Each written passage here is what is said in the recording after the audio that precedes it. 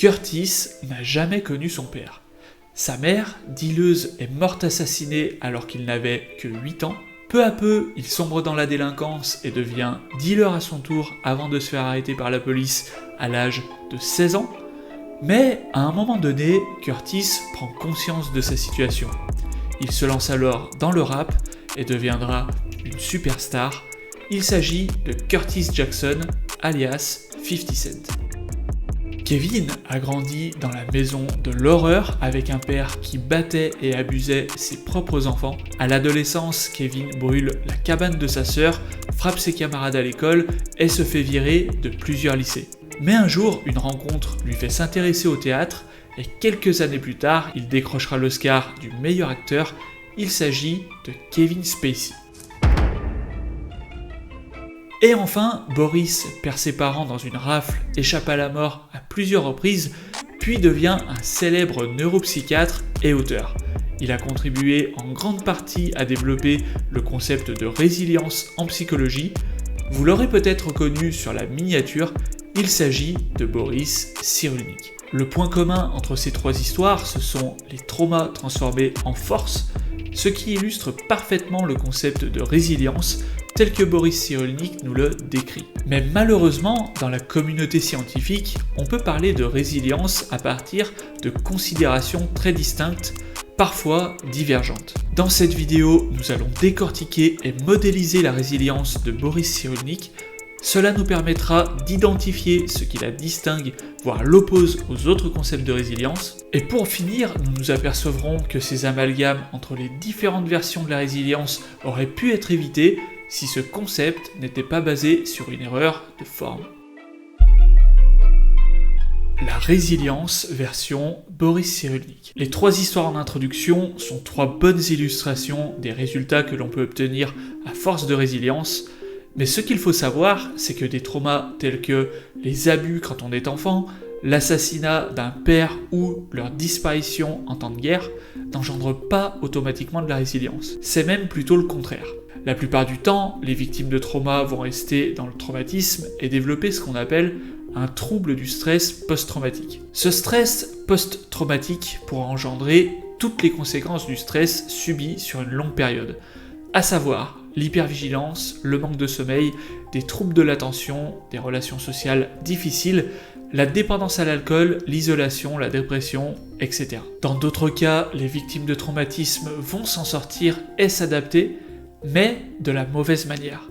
Ils vont par exemple tomber dans le déni, dans la soumission à l'agresseur, dans la haine, voire même dans la vengeance si le trauma est causé par un tiers. Mais alors, qu'est-ce qui fait que certains restent dans le traumatisme ou s'adaptent de la mauvaise façon, alors que d'autres réussissent à sublimer leur traumatisme grâce à la résilience? Pour le comprendre, voyons ensemble la relation entre trauma, traumatisme et résilience. Le trauma, c'est l'événement traumatisant qui a lieu dans la vie réelle. Le traumatisme, c'est la représentation mentale que nous nous faisons du trauma. Et c'est cette représentation qui n'arrive pas à être digérée par notre cerveau et qui fait le traumatisme. Par exemple, un motard est victime d'un accident et passe à 2 doigts de la mort. Par chance, il n'a aucune séquelle physique, mais depuis, il est incapable de refaire de la moto et se sent anxieux dès qu'il voit ou entend une moto qui s'approche. Ici, le trauma, c'est l'accident. Le traumatisme, c'est la représentation mentale qu'il se fait de l'accident. En l'occurrence, il associe l'accident à la mort. Et ce qui fait que c'est un traumatisme, c'est que son cerveau n'arrive pas à dépasser cette représentation mentale qui revient à chaque fois qu'un stimuli externe lui rappelle la moto. La conséquence du traumatisme, c'est l'anxiété vis-à-vis des motos. À présent, la moindre odeur d'essence, le moindre bruit de moteur le mettra dans un stress intense. Évidemment, tous les traumatismes n'ont pas la même emprise, n'ont pas la même puissance, et donc on pourrait le modéliser comme ceci. La puissance du traumatisme est égale à l'intensité du trauma à T0, c'est-à-dire l'intensité de la représentation mentale qu'on se fait tout de suite après le trauma, fois l'intensité vis-à-vis du trauma à Tx, soit l'intensité du trauma à l'instant mesuré. Si l'on reprend l'exemple de notre motard, tout de suite après son accident, il associait la moto à la mort. Disons que sur une échelle de 1 à 10, cette intensité soit à 10. Maintenant, imaginons que cette intensité soit toujours la même un an après, donc à T 1 an. La puissance du traumatisme sera de 10 fois 10, c'est-à-dire 100. Maintenant, imaginons qu'à T2 ans, donc 2 ans après l'accident, cette fois, bonne nouvelle, nous retrouvons notre motard en bon état. Il a réussi à accepter le fait que la moto c'est dangereux, et aujourd'hui cet événement ne lui fait ni chaud ni froid. L'intensité à T0 est toujours à 10 puisqu'elle fait référence à une représentation mentale passée, mais aujourd'hui à T2 ans, l'intensité est devenue nulle, elle est à 0. Dans ce cas, le traumatisme est égal à 10 fois 0, c'est-à-dire 0. On est donc revenu à un état neutre. Mais imaginons à présent un T3 ans, donc 3 ans après l'accident. Maintenant, en plus d'avoir accepté la situation, notre motard a aussi pris conscience que la vie peut s'arrêter à tout moment, et partant de là, il a décidé d'arrêter de perdre son temps, il s'est donc donné des objectifs et a repris sa vie en main.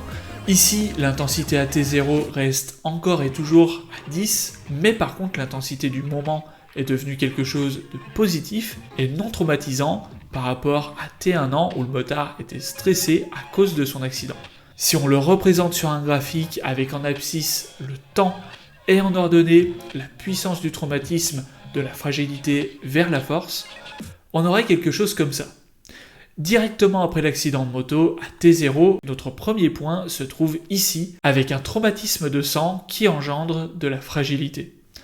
À 1 an, nous avions aucune évolution, donc mon point à T1 se trouve aussi à 100. À 2 ans, par contre, le traumatisme était retombé à 0, et à 3 ans, l'intensité n'était plus neutre, mais positive, mettons-la à 10 pour obtenir une force de 100. Voici comment notre motard est passé d'un traumatisme qui a engendré de la fragilité à un traumatisme qui a engendré de la force, et donc, si l'on devait représenter la résilience, ce serait la pente de la courbe. Vous pouvez voir qu'entre 0 et 1 an, la résilience a été nulle, alors qu'à partir de 1 an jusqu'à 3 ans, la résilience était présente. Alors évidemment, dans la réalité, les choses ne sont pas aussi linéaires. Parfois, on se montre résilient, parfois on stagne, parfois on régresse. Il faut garder à l'esprit que la résilience est un processus dynamique. Première leçon pour cette modélisation, pour être résilient, il faut d'abord avoir été traumatisé. Cette leçon nous vient directement de Boris Cyrulnik dans son livre Les vilains petits canards. Et oui, sans le trauma à T0, sans intensité au départ, pas de résilience. Ce trauma, qui à la base a causé un traumatisme générateur de stress, a été nécessaire pour obtenir de la résilience génératrice de force, d'audace, de créativité, d'intrépidité et de volonté. C'est d'ailleurs pour cette raison que nos 3 vilains petits canards du départ ont pu arriver aussi haut, c'est parce qu'ils ont su transformer leur représentation du passé pour en faire des éléments de résilience. Deuxième leçon, toujours issue du livre Les vilains petits canards, les résilients sont blessés mais non traumatisés. Effectivement, la blessure du trauma à T0 a bien eu lieu et n'a pas été effacée.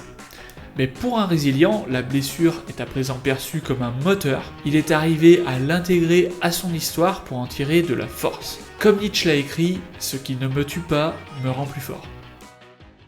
Maintenant que nous connaissons la définition de la résilience de Boris Cyrulnik, faisons un petit test. Qui d'Arnold Schwarzenegger ou de Dwayne Johnson alias The Rock a dû faire preuve de résilience pour réussir ? Ces deux personnalités ont tellement de similitudes que vous pouvez retrouver des articles du genre Dwayne Johnson, le nouveau Schwarzenegger. Pourtant, leurs philosophies pour y arriver sont à l'opposé. Schwarzenegger a grandi avec un père nazi, violent et porté sur l'alcool. Chaque fois que j'étais frappé et qu'on me disait « tu ne peux pas faire ça », je me disais « ça ne va pas durer longtemps ainsi parce que je vais partir d'ici ». Cette résilience acquise très jeune lui a permis de traverser des montagnes. Il a trouvé le moyen de s'entraîner au culturisme malgré l'interdiction par son père, et est parvenu à devenir Mister Olympia 5 années de suite, c'est-à-dire champion du monde de culturisme. Ensuite, il décide de devenir acteur à une époque où les hommes très musclés n'apparaissaient dans aucun grand film. Il a enchaîné les petits rôles pendant 10 ans. Je vous en prie, aidez-moi. Vous êtes la seule chose qui me reste.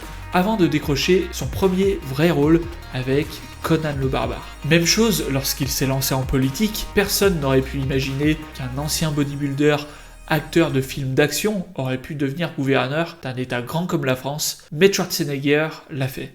A l'inverse, The Rock avait un père champion du monde de catch qui le soutenait et l'entraînait personnellement jusqu'à qu'il soit catcheur numéro 1 à son tour. Lorsqu'il est devenu acteur, il était déjà une star du petit écran, et maintenant qu'il veut se lancer en politique, le chemin a déjà été tracé par Schwarzenegger. Si vous voulez en savoir plus sur ces deux stratégies de vie différentes, cliquez ici, vous retrouverez l'excellente vidéo de Stan de Marketing Mania qui m'a inspiré cette comparaison. Alors revenons à nos moutons, selon vous, lequel des deux serait notre résilient ?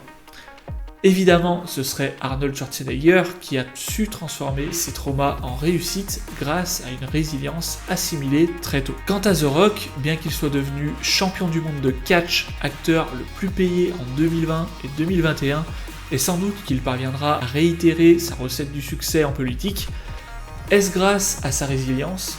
Eh bien, selon la vision que l'on a développée plus en amont, pas vraiment. Rappelez-vous la première leçon de Boris Cyrulnik.